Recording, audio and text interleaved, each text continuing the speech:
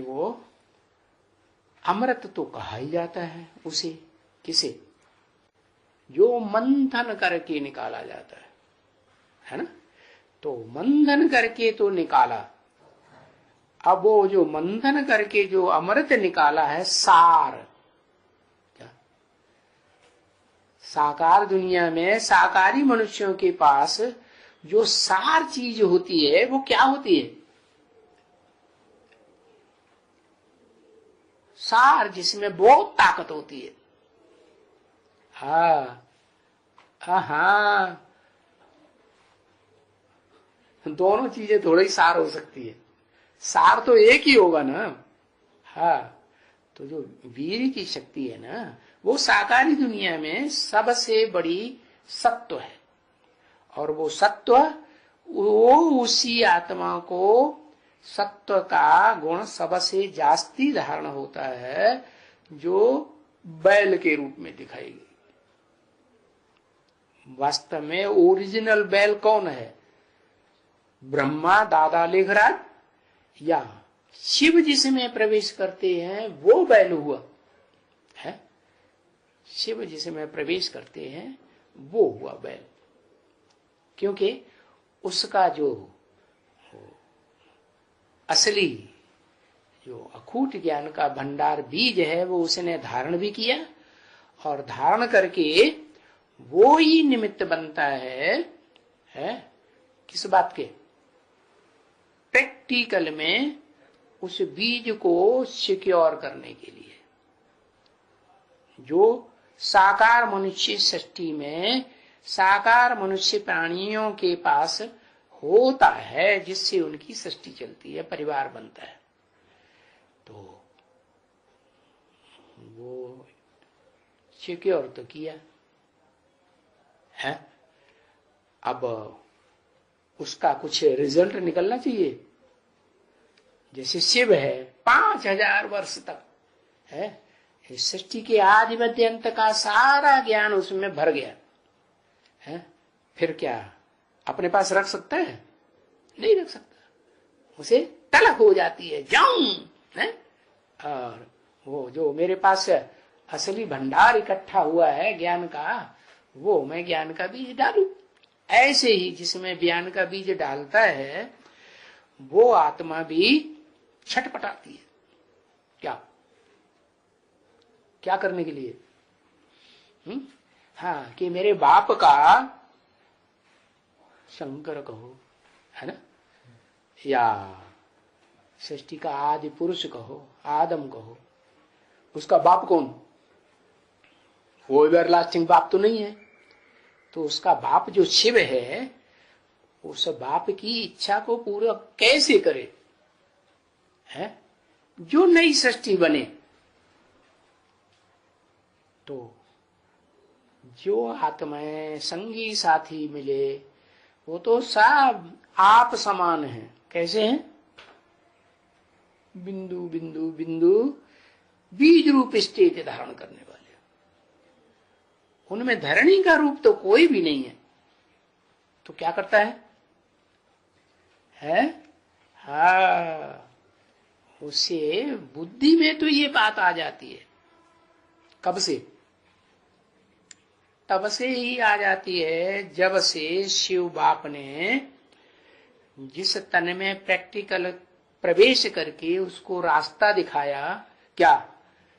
कि इस जन्म में तुम्हारा प्रैक्टिकल बाप भी है और इस जन्म में तुम्हारी प्रैक्टिकल अम्मा भी है। कौन है अम्मा? 5 दिसंबर को उस आत्मा को अनुभव तो हुआ कि मैं ज्योति बिंदु आत्मा हूं, पुरुष हूं। फिर अम्मा कौन बनी? जन्म कहां से हुआ है? बच्चे का जन्म होता है ना, तो कहां से हुआ? उसके लिए अम्मा कौन है? 5 दिसंबर को जिस आत्मा ने सुप्रीम सोल बाप से मिलन मेला मनाया अव्वल नंबर में पहली बार, उसका बाप कौन?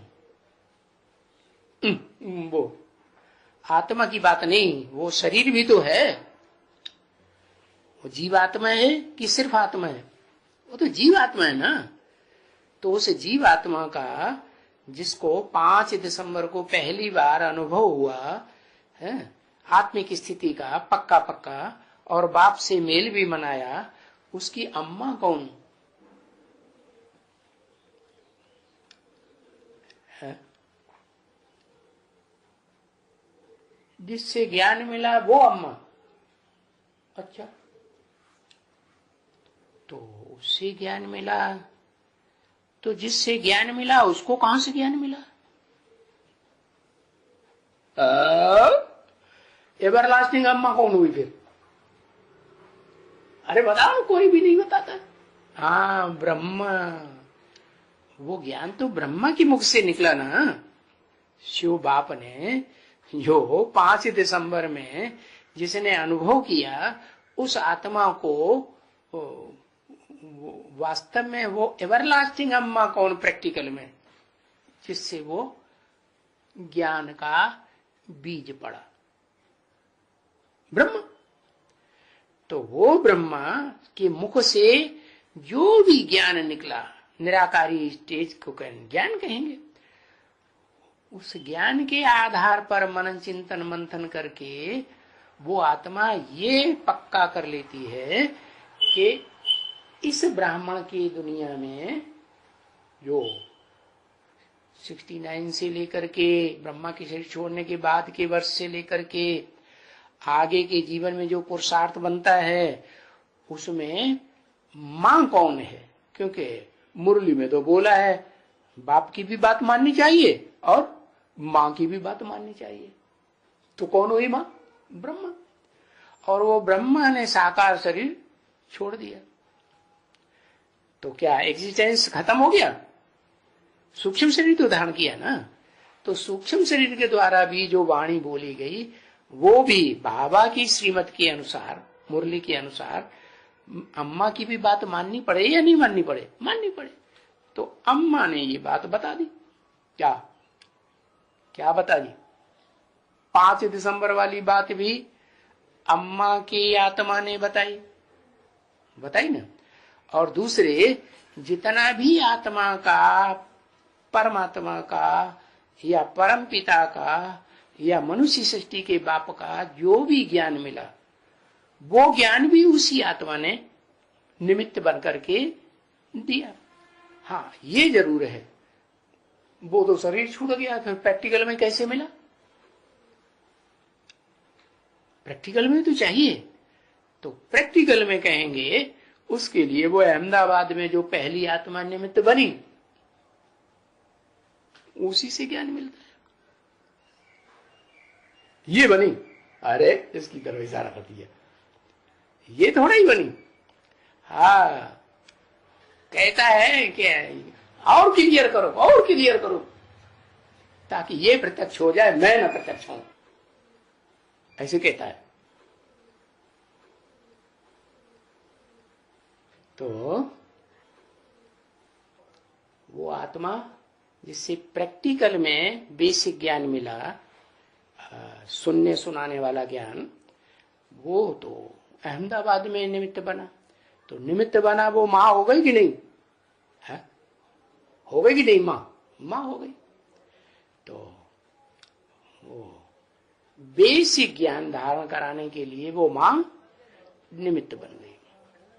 अब उस बेसिक ज्ञान को बेसिक ज्ञान को जो बीज रूप आत्मा है, वो तो शरीर है कि नहीं? शरीर है। तो कौन सा शरीरधारी आत्मा है इस सृष्टि पर, जिसको धरणी भी कह दे? धरणी माने शरीर, और शरीर को चलाने वाली आत्मा बाप। तो वो आत्मा भी है। बेसिक ज्ञान को मनन चिंतन मंथन करके बड़ा करेगी या नहीं करेगी? विस्तार कर देती है। तो वो विस्तार जो होता है, उस विस्तार के चर्निंग करने से, मनन चिंतन मंथन करने से फिर जो सार निकलता है, वो क्या सार निकला है? सार क्या निकला?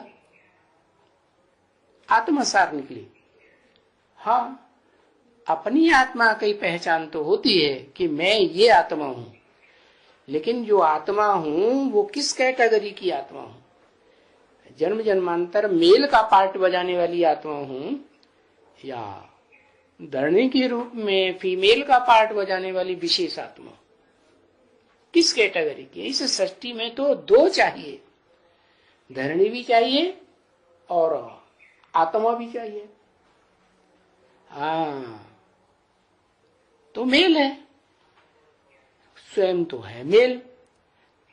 फिर जो साकार सृष्टि रची जाएगी, है ना, भले सूर्यवंशियों की सृष्टि रची जाएगी, अव्वल नंबर संगम युग में ही रची जाएगी ना, तो वो कैसे रची जाए? तो उसके लिए समान पुरुषार्थी चाहिए या असमान पुरुषार्थी चाहिए? हाँ, लेवल का पुरुषार्थी चाहिए। जो ज्ञान को, बीज को धारण करने वाला तो हुआ पुरुष, लेकिन उस ज्ञान के बीज से जो योग की पावर मिली ना, निराकार बाप के साथ योग लगाने से जो पावर मिलती है ना, संपूर्ण ज्ञान की स्टेज आई, तो जो मन है वो कंट्रोल होगा या नहीं? मन कंट्रोल होता है तो इंद्रियां की जो ताकत है वो भी सिक्योर होती है, इकट्ठी होती है, नहीं होती, इकट्ठी होती है, एकाग्र होती है। और वो ताकत एकाग्र हो करके फिर जो साकार मनुष्यों की जो साकार बीज है, जिसे वीर्य कहते हैं, वो परिपक्व बनेगा या नहीं बनेगा? 100% परिपक्व बनाने वाली निमित्त में कोई आत्मा बनेगी या नहीं बनेगी? कौन? हाँ, नहीं, वो पिता ही बनता है। वो तो संपूर्ण पावर आ गई। वो संपूर्ण पावर क्या बनी कि निराकार भी है आत्मा, और साकार में जो बीज है वो भी अपनी सूक्ष्म स्टेज में, संपन्न स्टेज में बन जाता है। लेकिन नई सृष्टि बनाने के लिए जो साकार सृष्टि होती है, उसके लिए तो प्रैक्टिकल में वो चोला चाहिए, जो चोला रुद्रमाला के बीज रूप आत्माओं में नहीं है। क्यों नहीं है? कारण